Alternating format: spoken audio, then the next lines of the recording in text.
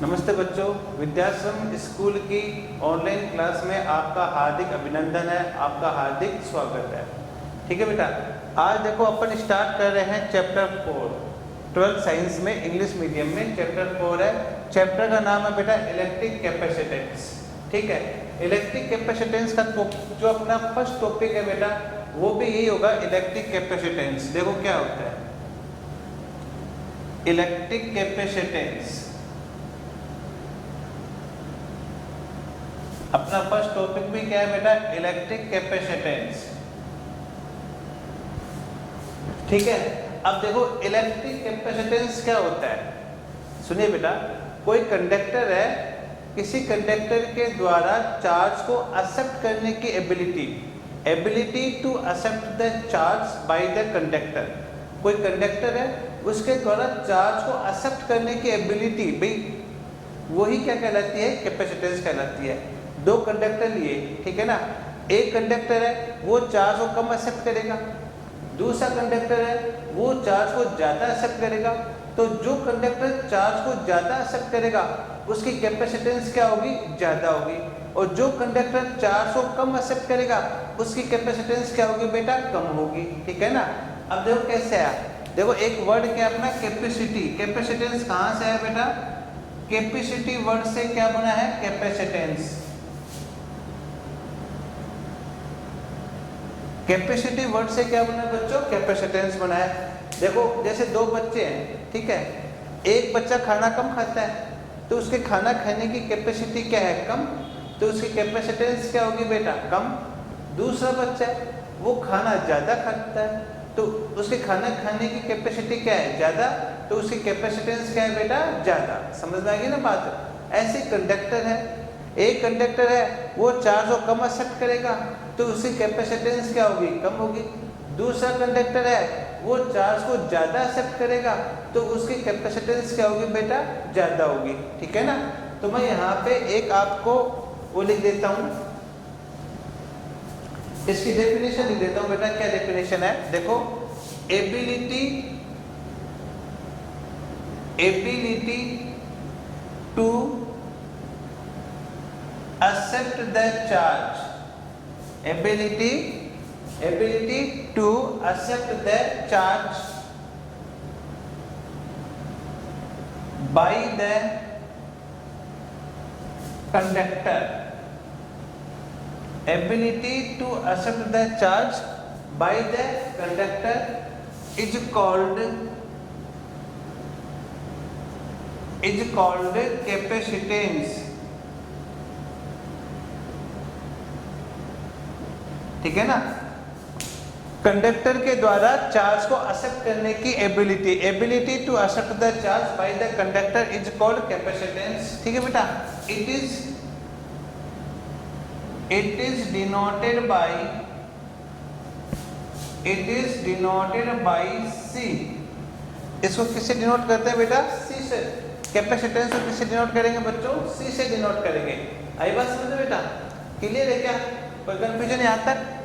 अब देखो इसके बाद में एक चीज और ध्यान रखना, जैसे मान लो कोई ऑब्जेक्ट है, उस ऑब्जेक्ट का आप टेम्परेचर बढ़ाओगे, टेम्परेचर बढ़ाने पर उसकी हीट बढ़ेगी। या आप ये कह सकते हो कि एक ऑब्जेक्ट है उसको आप हीट दोगे तो उस ऑब्जेक्ट का टेम्परेचर बढ़ेगा कि नहीं बढ़ेगा। समझ रहे हैं बात। किसी ऑब्जेक्ट को आप हीट दोगे तो उस ऑब्जेक्ट का टेम्परेचर राइज होगा। मतलब क्या बच्चों, देखो एक मिनट के लिए आप है कि हीट प्रोपोर्शनल टू टेम्परेचर। समझो बात को, किसी ऑब्जेक्ट को आप हीट दोगे तो उस ऑब्जेक्ट का टेम्परेचर क्या होगा बेटा, इंक्रीज होगा। क्लियर बात।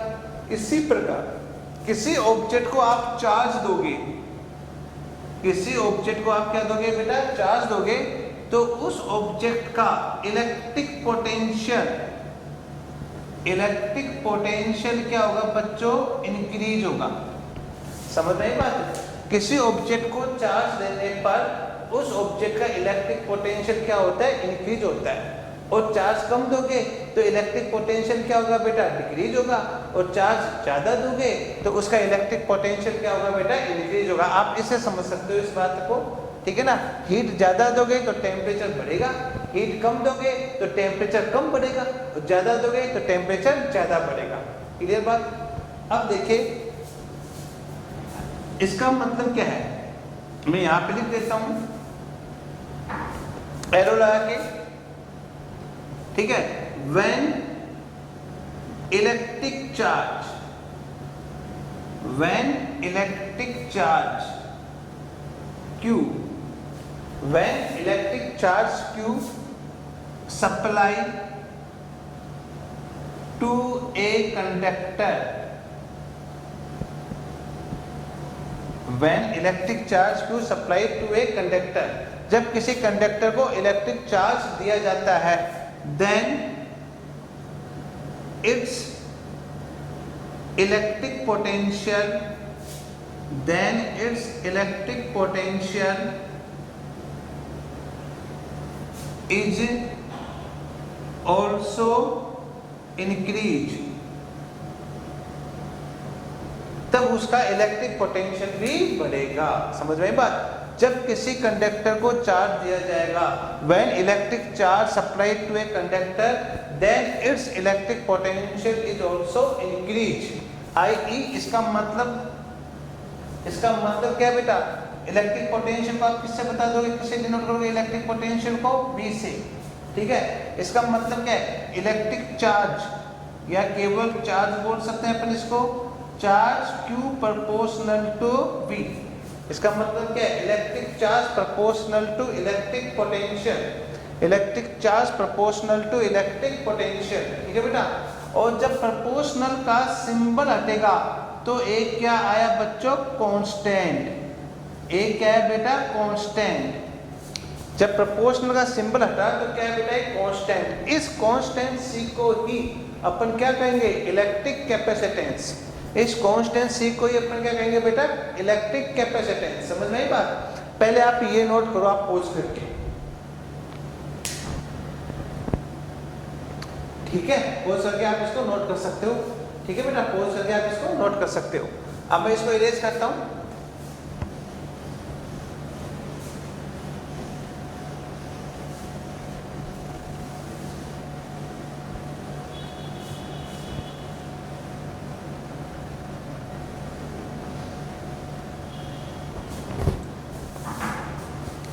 अब देखो बच्चों, यहां पे देखो आप, ये मैंने आपको इसको, इस लाइन को ऊपर लिख रहा हूं एक बार मैं, electric charge proportional to electric potential, ठीक है। अब देखो यहाँ पे डायरेक्टली प्रोपोर्शनल है ना, तो इनके बीच ग्राफ कैसा आएगा बेटा, देखो इधर क्या है Q, इधर क्या है V, इधर Q है, इधर V है, तो ग्राफ कैसा आएगा बेटा इनके बीच में, देखो straight line, Q proportional to V। Graph कैसा आएगा बेटा इनके बीच में, स्ट्रेट लाइन, और ये एंगल क्या बच्चों, थीटा, ठीक है बात। तो आपसे पूछना जाए कि इलेक्ट्रिक चार्ज और इलेक्ट्रिक पोटेंशियल के बीच ग्राफ कैसा आएगा, तो आप कैसा ग्राफ बताओगे बेटा, स्ट्रेट लाइन ग्राफ आएगा। क्या ये बात समझ में आ गई है सभी बच्चों के, ठीक है बेटा। अब सुनो बात इसके बाद में, अब प्रोपोर्शनल का सिंबल हटेगा तो क्या आएगा बेटा, एक कांस्टेंट Q बराबर CV। ये इक्वेशन क्या हो गई बेटा, 1, ठीक है। इसको मैंने यहाँ पे लिख दिया है। अब देखो बच्चों, ये जो प्रोपोर्शनल कांस्टेंट है C, इस C को ही आप क्या कहोगे बेटा, इलेक्ट्रिक कैपेसिटेंस, इलेक्ट्रिक कैपेसिटेंस। इस C को ही आप क्या कहोगे बेटा, इलेक्ट्रिक कैपेसिटेंस। समझ में आ गई बात, क्लियर है क्या। अब देखो यहां से फ्रॉम इक्वेशन 1 से, फ्रॉम इक्वेशन 1 से ये री C इज इक्वल टू क्या होगा बेटा, Q अपॉन V। ये इक्वेशन इंपॉर्टेंट है। इक्वेशन कौन सी बेटा, 2।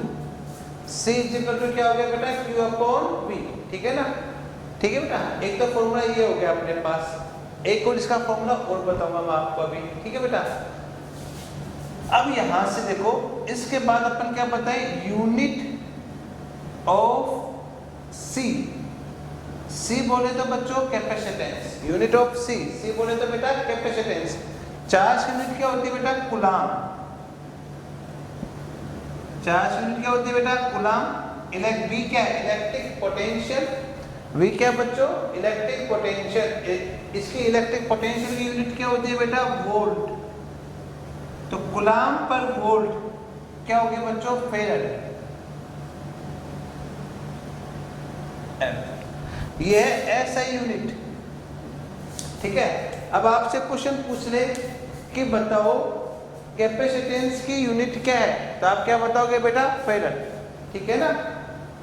किससे बताएंगे? एफ से। एसआई यूनिट क्या है बेटा? कैपेसिटेंस की, फेरेड। वापिस से सुन लो, चार्ज जो है वो किसके प्रोपोर्शनल हुआ बेटा? इलेक्ट्रिक पोटेंशियल के। प्रोपोर्शनल का सिंबल हटा तो क्या है बेटा? एक कांस्टेंट आ गया। इस कांस्टेंट को अपन क्या कहते हैं बच्चों? इलेक्ट्रिक पोटेंशियल कहेंगे बेटा। ठीक है। इक्वेशन 1 से कैपेसिटेंस C बराबर क्या है बेटा? Q अपॉन V आ गया। अब यहाँ से इसके अपन यूनिट देखी तो देखो चार्ज यूनिट क्या होती है? कूलम। V की क्या होती है? वोल्ट। तो यूनिट क्या आ गई बेटा? कूलम पर volt is equal to farad. क्या ये बात समझ में आ गई सभी बच्चों के? बोलो बेटा। ठीक है ना। अब इसके बाद में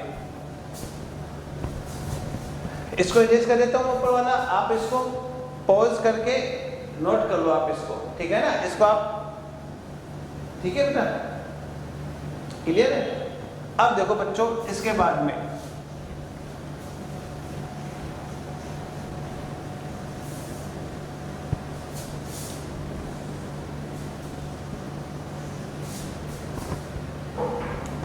अब देखो अनोदर फॉर्मूला। देखो ये अपन ने अभी पढ़ाई था कि C बराबर क्या है था अभी अपना? C is equal to Q upon V। ये अपना आ गया था इक्वेशन नंबर 2। ठीक है। अब देखो इसके बाद इसके नीचे आप लिखोगे we know that,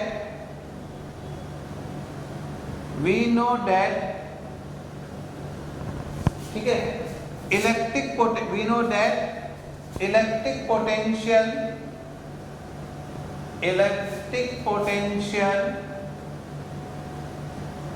V is equal to W upon Q। ये अपने को पता है electric potential V is equal to क्या होता है? W upon Q। अब ये वैल्यू कहाँ पुट करोगे? इक्वेशन 2 में। ये V की वैल्यू कहाँ पुट करोगे बेटा? इक्वेशन 2 में। तो आप क्या लिखोगे? From equation 2। ठीक है। तो C is equal to Q तो है यहाँ पे, अपॉन V की वैल्यू रख लो बच्चों W अपॉन Q ऊपर चला गया तो कैपेसिटेंस क्या हो गया बच्चों? Q square upon W। Q square upon क्या है बेटा? W। ये लो, ये इक्वेशन कौन सी बेटा? आपकी 3rd। ठीक है बच्चों, वापिस से सुन लो। कैपेसिटेंस C बराबर क्या होता है बेटा? Q upon V। ये अपन ने पढ़ा था। फिर देखो we know that electric potential V बराबर क्या होता है बेटा? W upon Q। Electric potential V बराबर क्या होता है बच्चों? W upon Q। ठीक है बेटा। अब अपन ने इस V की वैल्यू यहाँ पुट कर दी तो C is equal to Q upon V की वैल्यू रख दी W अपॉन Q ऊपर चला गया तो C इज इक्वल टू क्या हो गया? Q square upon W। Equation 2। तो अब कैपेसिटेंस के पास आपके पास दो फॉर्मूले आ गए। एक तो ये वाला फॉर्मूला आ गया आपके पास कैपेसिटेंस का, एक ये वाला फॉर्मूला आ गया। ठीक है, क्लियर बात? अब मेरी बात सुनिए ध्यान से। इस फॉर्मूले को अपन ज्यादा यूज करेंगे। इसके ऊपर आप डबल टिक कर लो और इसको इंपोर्टेंट कर लो। ठीक है ना। इस फॉर्मूले को अपन ज्यादा क्या करेंगे? यूज करेंगे। इस फॉर्मूले का अपन ज्यादा यूज नहीं करेंगे। Any problem? ठीक है बेटा, लिखो आप इसको।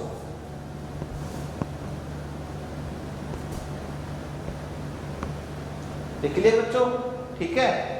अब इसके बाद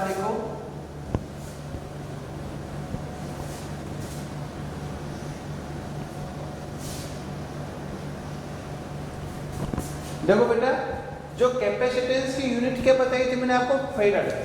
कैपेसिटेंस की यूनिट मैंने आपको क्या बताई थी बेटा? फेरेड, है ना। ये जो यूनिट है बहुत बड़ी यूनिट है। कैपेसिटेंस की यूनिट फेरेड बहुत बड़ी यूनिट है। It is the largest unit इसलिए अपन स्मॉल यूनिट का यूज में लेते हैं। वो स्मॉल यूनिट क्या है वो भी मैं आपको बताऊंगा, ठीक है ना। तो अपन इसमें क्या लिखेंगे, सुनो बच्चों, कि देखो the फेरेड unit, the unit of capacitance, the unit of capacitance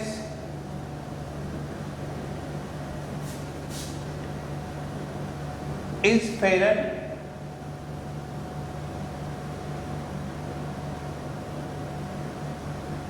The unit of capacitance is farad.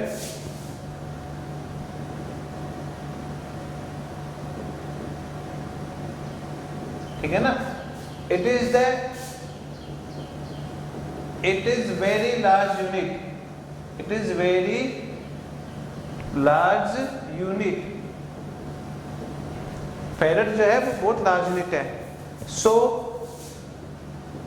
Following small units are used, ठीक है ना। समझ में बात। कैपेसिटेंस की जो फेरेड यूनिट है वो बहुत लार्ज है, बहुत बड़ी यूनिट है, ठीक है, बहुत बड़ी यूनिट है। इसलिए फॉलोइंग स्मॉल यूनिट अपन यूज में लेते हैं। कौन कौन सी, देखो बच्चों, क्या है, 1 मिली फेरेड। स्मॉल m का मतलब क्या होता है, मिली, यानी कि 10⁻³ फेरेड, ठीक है बेटा। फिर आता है 1 माइक्रो फेरेड, ये माइक्रो ध्यान रखना, 1 माइक्रो फेरेड, ठीक है। क्या बच्चों, 10⁻⁶ फेरेड, 1 माइक्रो फेरेड 10⁻⁶ फेरेड। फिर क्या है बच्चों, 1 नैनो फेरेड 10⁻⁹ फेरेड, एनी प्रॉब्लम। फिर क्या बच्चों, 1 पिको फेरेड, क्या बच्चों उसके बाद में 1 पिको फेरेड 10⁻12 फेरेड, एनी प्रॉब्लम, क्लियर है क्या बेटा। 1 मिली फेरेड 10⁻³ फेरेड, माइक्रो 10⁻⁶, नैनो 10⁻⁹, पिको 10⁻12। समझना ये बात। फिर से सुन लो, m क्या होता है, मिली 10⁻³ म्यू क्या होता है बेटा, माइक्रो 10⁻�6, n स्मॉल n क्या होता है बेटा, nano 10⁻⁹, small p pico, any problem, बोलो बच्चों, क्लियर है क्या। लिखो इसको आप,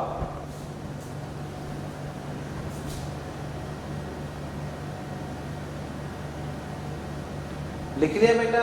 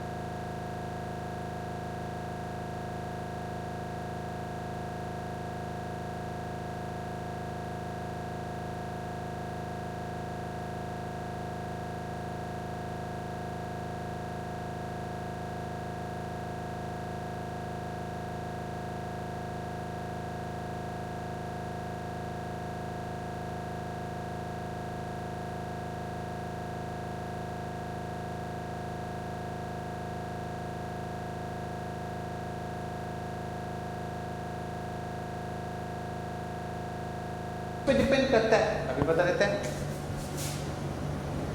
ठीक है, किस पे डिपेंड करेगा, लिखोगे electric capacitance, electric capacitance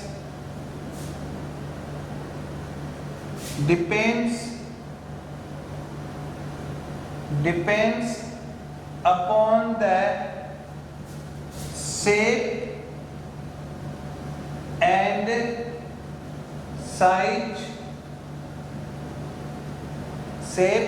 size of object,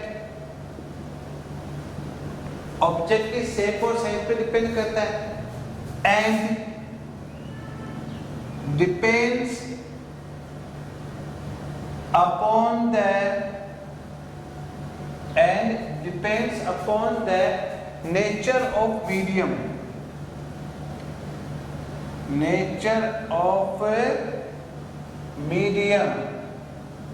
और इस नेचर ऑफ मीडियम को आप क्या बोलते हैं बच्चों, डाई इलेक्ट्रिक कांस्टेंट या डाई इलेक्ट्रिक मीडियम बोल दो, डाई इलेक्ट्रिक मीडियम बोल देता हूँ, डाई इलेक्ट्रिक मीडियम।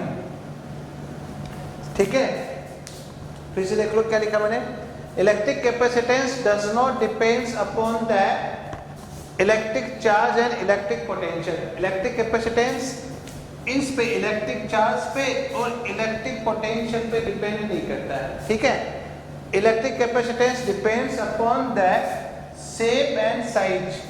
ठीक है बच्चों, ऑब्जेक्ट की किस पे डिपेंड करेगा बच्चों, shape and size of object and depends upon the nature of medium. ठीक है, इस पे डिपेंड करता है। अब आपके मन में ये क्वेश्चन होगा, चलो इसको नोट करो, आप इसको नोट करो बच्चों। ठीक है, पॉज करके, मैं साइड में हो गया हूँ, पॉज करके आप इसको नोट करना। ठीक है, अब आपके मन में ये प्रश्न आएगा कि सर इस पे कैसे डिपेंड करता है, नेचर ऑफ मीडियम पे कैसे डिपेंड करता है। आपके मन में ये क्वेश्चन आएगा कि सर ये नेचर ऑफ मीडियम पे कैसे डिपेंड करता है और शेप एंड साइज पे कैसे डिपेंड करता है। तो बेटा इसका आंसर ये है कि अपन अभी नेक्स्ट टॉपिक पढ़ेंगे, उन टॉपिक में सब इसका अपने को कारण पता चलेगा।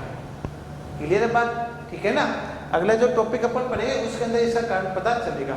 ठीक है, चलो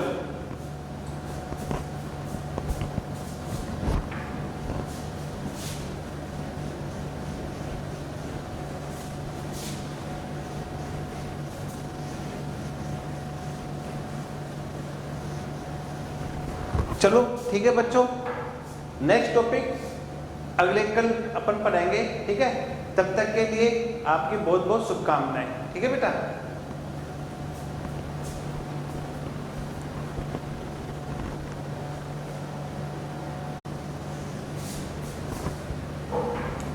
अब देखो अनोदर फॉर्मूला, देखो ये अपन ने अभी पढ़ाया था कि C बराबर क्या है था अभी अपना, C is equal to Q upon V, ये अपना आ गया था इक्वेशन नंबर 2। ठीक है, अब देखो इसके बाद इसके नीचे आप लिखोगे we know that,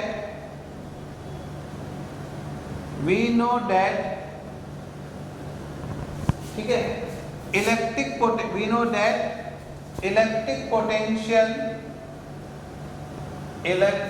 potential V is equal to W upon Q।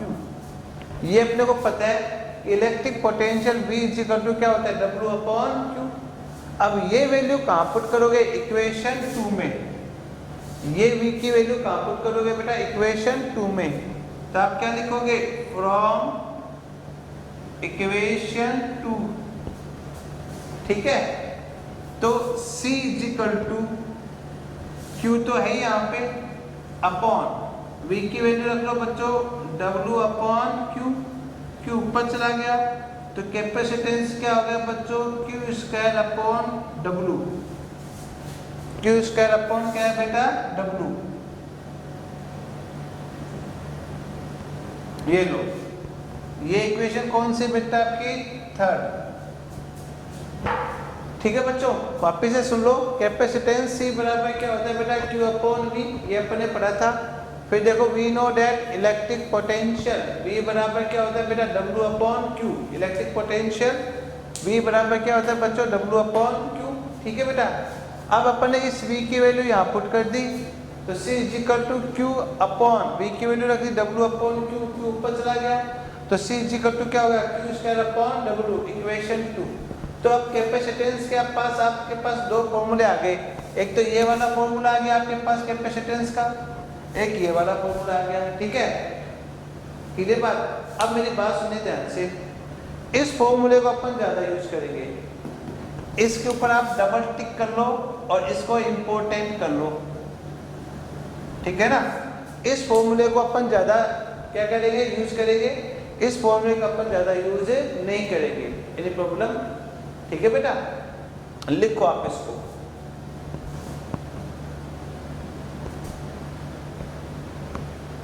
लिख लिया बच्चों?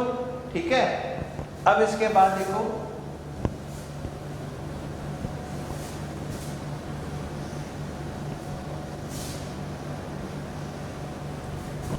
देखो बेटा, जो कैपेसिटेंस की यूनिट क्या बताई थी मैंने आपको, फेरड।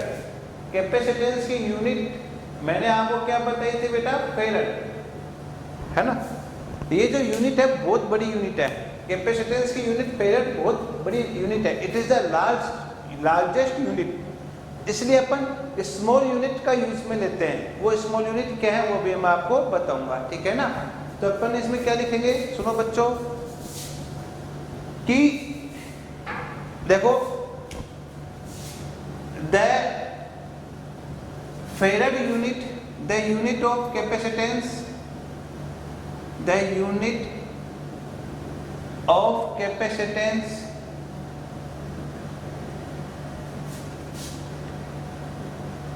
is farad,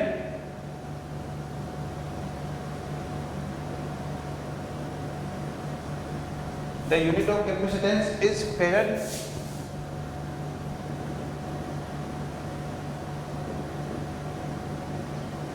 ठीक है ना।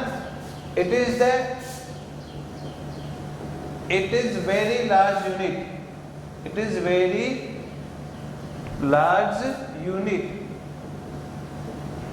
फेरड जो है वो बहुत लार्ज यूनिट है। So following small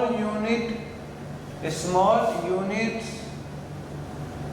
are used, ठीक है ना, समझ में बात। कैपेसिटेंस की जो फेरड यूनिट है वो बहुत लार्ज है, बहुत बड़ी यूनिट है, ठीक है, बहुत बड़ी यूनिट है, इसलिए फॉलोइंग स्मॉल यूनिट अपन यूज में लेते हैं। कौन कौन सी देखो बच्चों, क्या है 1 मिली फेरड, स्मॉल m का मतलब क्या होता है मिली, यानी कि 10 की पावर -3 फेरड, ठीक है बेटा। फिर आता है 1 माइक्रो फेरड, ये माइक्रो ध्यान रखना, 1 माइक्रो फेरड, ठीक है, क्या बच्चों 10 की पावर -6 फेरड, 1 माइक्रो फेरड 10 की पावर -6 फेरड। फिर क्या है बच्चों 1 नैनो फेरड 10 की पावर -9 फेरड, एनी प्रॉब्लम। फिर क्या बच्चों 1 पिको फेरड, क्या बच्चों उसके बाद में 1 पिको फेरड 10 की power -12 farad, any problem, clear है क्या बेटा। 1 मिली फेरड 10 की पावर -3 फेरड, माइक्रो 10 की पावर -6, नैनो 10 की पावर -9, पिको 10 की पावर -12, समझ में आई बात। फिर से सुन लो, m क्या होता है मिली 10 की पावर -3, म्यू क्या होता है बेटा माइक्रो 10 की पावर -6, n स्मॉल n क्या होता है बेटा नैनो 10 की power -9, small p pico, any problem बोलो बच्चों, क्लियर है क्या। लिखो इसको आप,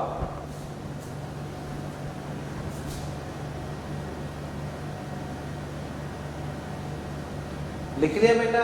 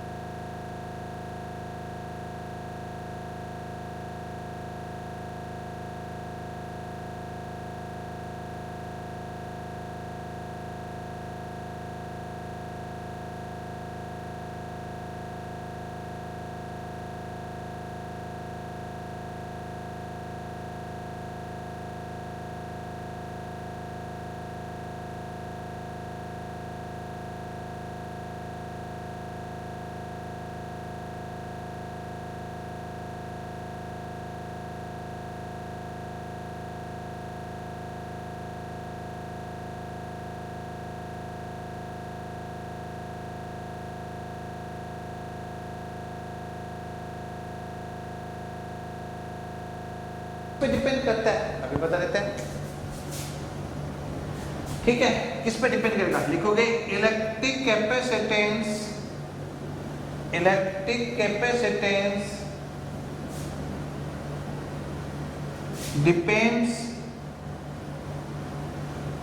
depends upon the shape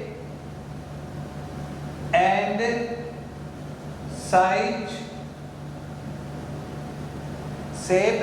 size of object, object की शेप और साइज पे डिपेंड करता है, and depends upon the nature of medium,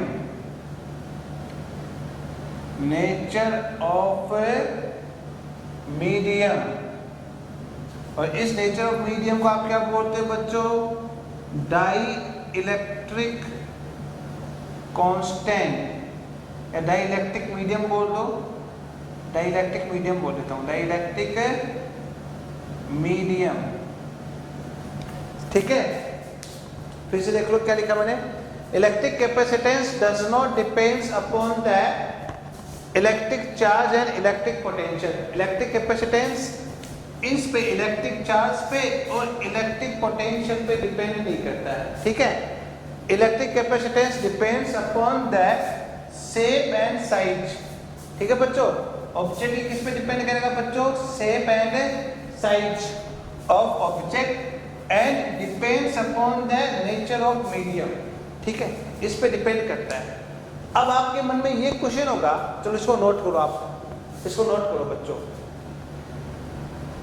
ठीक है, पोज करके, मैं साइड में हो गया हूँ, पोज करके आप इसको नोट करना। ठीक है, अब आपके मन में ये प्रश्न आएगा कि सर इस पे कैसे डिपेंड करता है, नेचर ऑफ मीडियम पे कैसे डिपेंड करता है। आपके मन में ये क्वेश्चन आएगा कि सर ये नेचर ऑफ मीडियम पे कैसे डिपेंड करता है और शेप एंड साइज पे कैसे डिपेंड करता है। तो बेटा इसका आंसर ये है कि अपन अभी नेक्स्ट टॉपिक पढ़ेंगे, उन टॉपिक में सब इसका अपने को कारण पता चलेगा। क्लियर है बात, ठीक है ना। अगला जो टॉपिक अपन पढ़ेंगे उसके अंदर इसका कारण पता चलेगा। ठीक है, चलो